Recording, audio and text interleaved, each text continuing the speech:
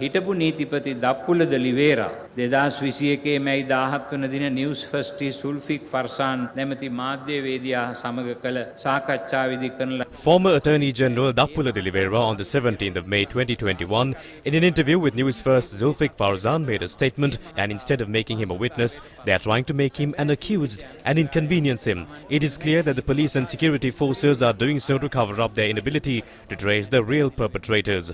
What they should do is peruse the 130-page report given by him to the Inspector General of Police and investigate the content.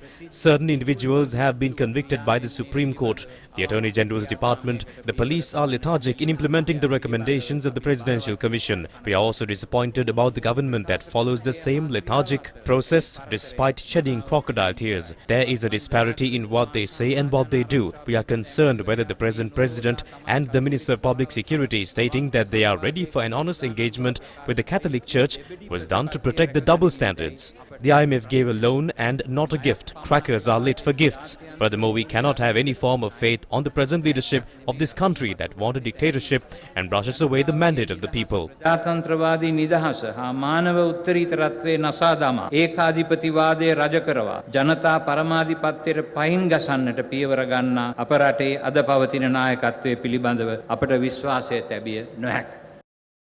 His Eminence Malcolm Cardinal Ranjith highlighted 4 key areas with regard to the 2019 April terror attacks that need to be investigated further, disregarding the warnings given by the Indian intelligence on 4 occasions.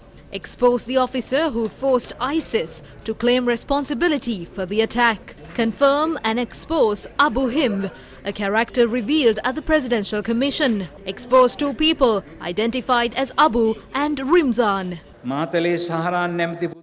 An investigation should take place on the intelligence officer who goes by the codename Sonic, who forced the Indonesian ISIS wing to claim responsibility for the attacks via Matale Zaharan and the IP related to the mobile device that was used, and to expose its owner. According to the Presidential Commission report, the CID had given evidence stating that they are investigating the identity of Abu Hind. Who is this Abu Hind? We need to know that.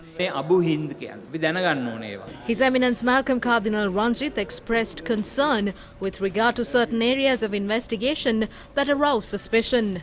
Dehiwala tropical in හෝටලය තුල එම බෝම්බය පුපුරවාගත් ජමීල් නැමැත්තා ගැන The report of the Presidential Commission noted that authorities were aware of Jamil, who detonated the bomb at the Tropical Inn in Dahiwala until his last moments, and were aware of his movements and also inquired about him from his wife by visiting his residence. The military intelligence was aware of this person's suspicious behavior. We have serious doubts as to why they allowed him to kill himself by detonating the 7th bomb instead of arresting him, as he was a witness to the operations of this terror group. We also have concerns whether he detonated the device himself or was it detonated remotely. We need to know why DIG Nalaka de Silva, who planned to arrest Zahran Hashim on a warrant, was imprisoned and thus preventing him taking action to prevent the attacks from taking place. What happened to the Easter attack investigation led by SP Shania Besekara and SP Ravi Senaviratna? 2 DNA tests have confirmed that Sara was not among those killed in the gun battle between Zahran's group and the Sri Lanka army, and that she was not present at the time. It is clear that her remains were not recovered. Therefore, why did the authorities decide to call for a 3rd DNA test to prove that she was dead? We would like to know if the officials are trying to prove her death in order to conceal her information. Who gave the order to call for a 3rd DNA test? We would like to know if that order was given by the mastermind who wants to conceal the truth with regard to the Easter Sunday attacks. That person could be the mastermind. වසන් කර දැමීමට මාන බලන මහා මොලකරු විය හැකි නොවේදයි මෙහිදී අපි අසන්නට කැමැත්තේ. මහා මොලකරු එයා වෙන්න පුළුවන්. His Eminence also commented on attempts being made to create divisions. There is a move in this country in some quarters to try to portray that the Christians have a problem with the Buddhists, and that the Christians are harassing Buddhist clergy, very especially in the social media, making negative comments about them and so on. And I stated that we are not in favor of any such behavior.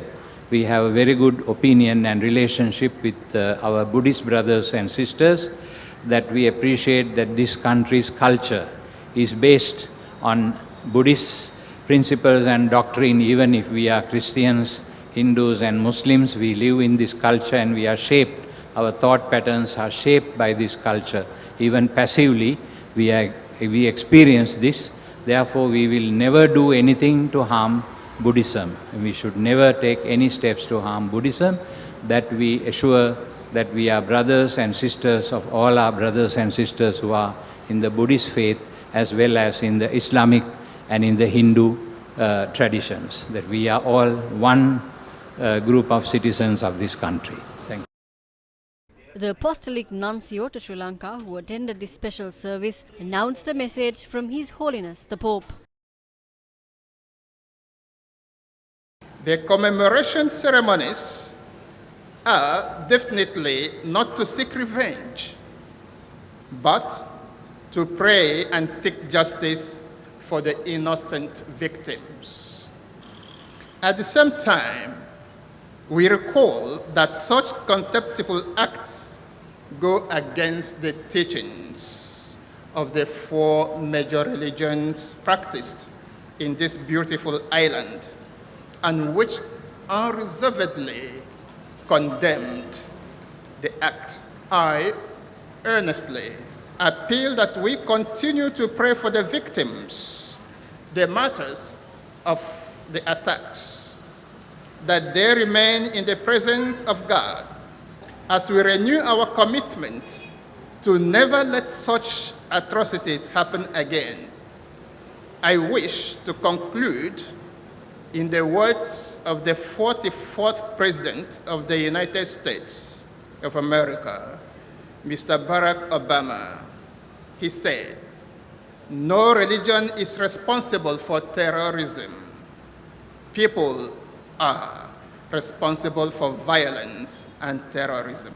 I bring to all the affected and all Sri Lankans the blessings of the Holy Father, Pope Francis.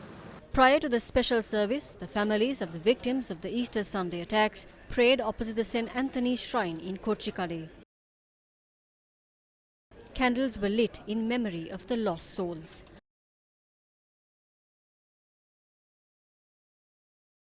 Religious leaders and diplomats, among others, were present for this special service. Sri Lanka is probably the only country in the world with massive levels of corruption and with rulers who fail to perform their duties. Sri Lanka is the only country where public property is looted in the open. In addition, Sri Lanka is the only country where there is a group of religious leaders who invoke the blessings on the political leaders who commit all these malpractices. We call this country the Buddhist country, but if we cannot see justice and if we cannot see the Dhamma, we should go international with our cause. දකින්න බැරි නම් අපි ආරාධනා කරනවා ජාත්‍යන්තරයට යමු කියලා. එදා 83 දෙමළ සිංහ We were about to see a repeat of the 1983 Sinhala Tamil riots, and that was what the leaders at the time wanted. They deceived the people with the Dhammika tonic, sterilization Kottu, and even ruined Dr. Shafi. They brought about many calamities. The people were deceived with snake from the Kalani River. Then at once they exploded bombs and destroyed people's lives. We demand justice. විනාශ කරලා දැම්මා. අපි යුක්තිය ඉල්ලන්නේ. At this moment, I express my sympathies to the families that were affected, and we will pay for them.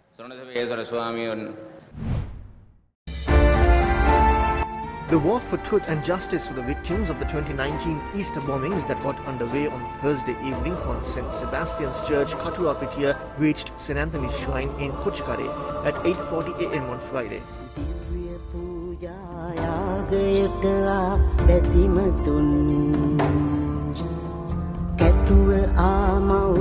The walk took place following a special service and proceeded along the Colombo-Negombo main road via Katunayaka, Ambalanmulla, Kudalla, Kandana, Mattumagala, Wattala and Kotahena prior to reaching Kochikade. රටම අන්දය කොළුය පිහිවිය මන්දයි